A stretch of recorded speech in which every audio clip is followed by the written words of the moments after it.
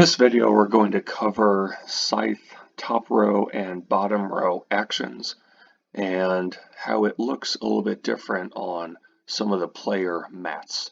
And for the beginning of the tutorial, we're going to look at Patriotic. It's one of the 5 player mats for the original version of Scythe, and then we are going to go over at different points the 2 player mats that you get from the expansion pack, Invaders from Afar. So, okay, there are 4 possible top row actions. One of them is called move. Sometimes it's referred to as move or gain, because you're not allowed to do both on the same turn. So at the beginning of the game, you can either move 2 units or you can gain 1 coin. The reason why this logo is here, that represents that you haven't yet unlocked that extra benefit through upgrades. So upgrades you gain through oil if you have enough.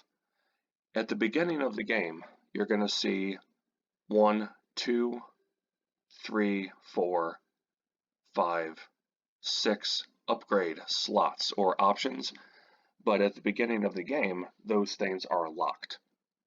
So at the start of the game, you can move 2 units, or you can gain 1 coin if you choose this top row action. Now, there's going to need to be an entirely separate video on how to do moves, what moves are allowed, what moves are not allowed, relative to characters and the mechs and the different mech unlock options, as well as workers. So more on that later, but just to explain some of the basics of these top row actions. Another top row action is bolster. Now again, if you choose bolster, you're either going to be getting power or cards, but you can't do both.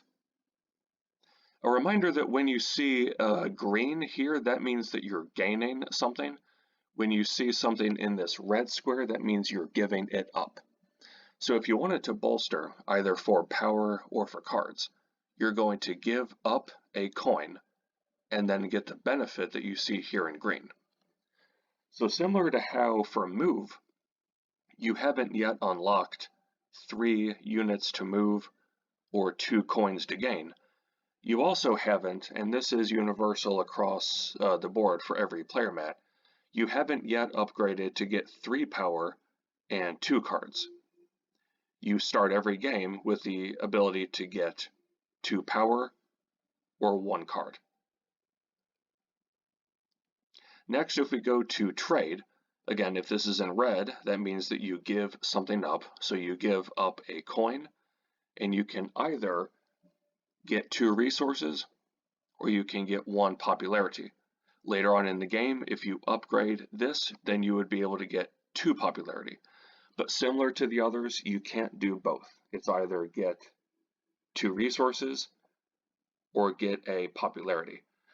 And by the way, when you trade to get 2 resources, it can be 1 food and 1 metal.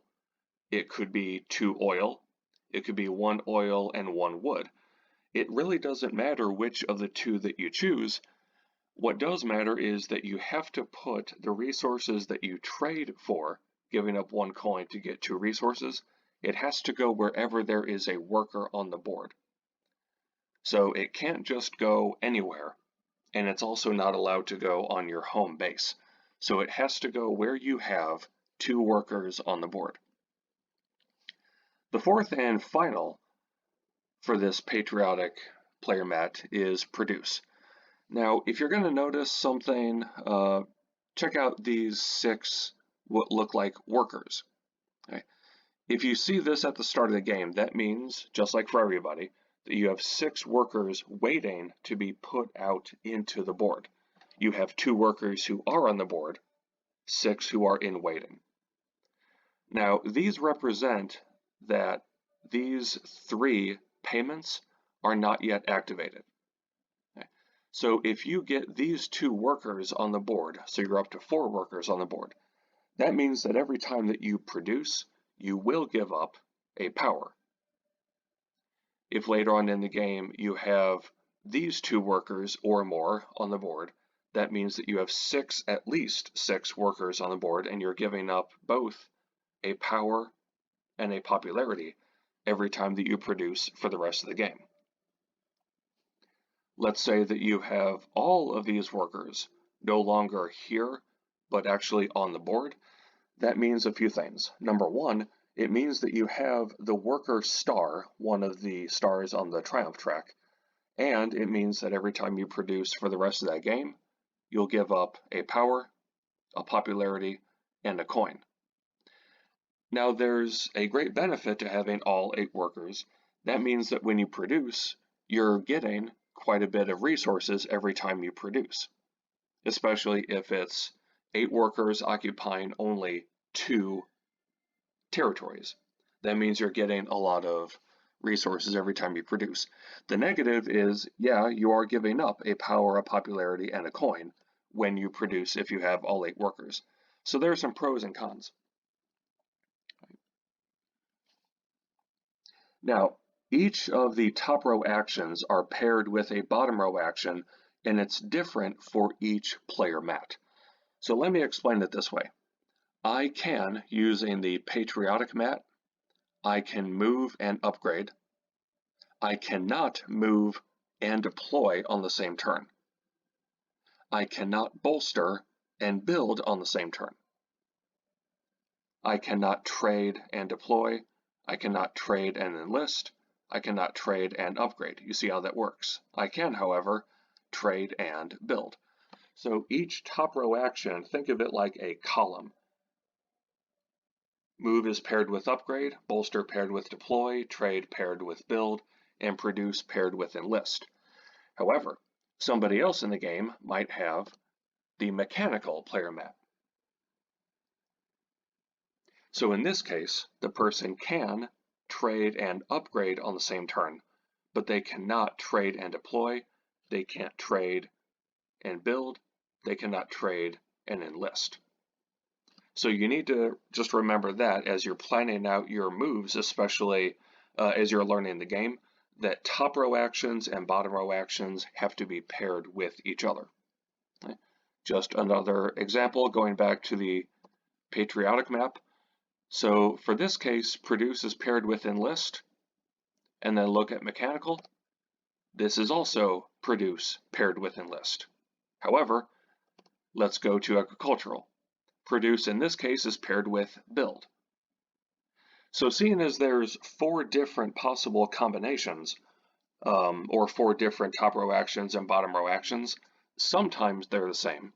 Like produce and enlist is for both mechanical and patriotic, but not for agricultural, and also not for engineering. Produce is paired with upgrade. So the more that you play the game, the more that you're going to get to learn which top row actions are paired with bottom row actions and how they are most beneficial. In the future videos, what we're going to do is talk about the way that these are activated, the top row actions, how they're activated in the game. We'll actually do some gameplay so that you can see that. But we're also going to show how top row and bottom row actions can be done on the same turn, and also why that's important. There's one more thing while I'm on this screen. This is just a side note. I want you to notice, starting with industrial, they are listed as priority 1, meaning that if you get the industrial player mat, that means that you go first in the game, and then it simply goes in a clockwise direction. So the person who has the industrial board, the industrial player mat, they will go first, and then it goes to their person to their left, and then so on in that order. Now, if nobody has industrial, then we would move to priority number 2, which is engineering. So if there's nobody who has industrial, but somebody does have engineering, then that person goes first. Just one more example. If you have the invaders from afar, 2A is militant. If there is nobody who has industrial or engineering, but somebody does have militant, then the person with militant goes first. Okay. So here's the order. It starts with industrial, they are priority 1. Then engineering, they are 2. Then we jump to militant, which is one of the expansion pack player mats. They are 2A. Then we're going to go back to patriotic. They are 3. And then we'll go back again to innovative, which is 3A. And then mechanical, which is 4. And then finally agricultural, which is 5. So in other words, if you ever get agricultural, you will never go first, okay, as agricultural. Because even if it's a 2-player game, we know that if one person has mechanical and the other has agricultural, mechanical will go first since they are priority 4, and agricultural is priority 5. Okay. One more thing as just a side note, I want you to get to learn what each of the player mats mean in terms of things such as gaining coins, okay, when you do these bottom row actions. That's something that we're going to learn in the next video, which is going to explain bottom row actions, gaining coins, how many resources each of them cost. Okay. So more on that later.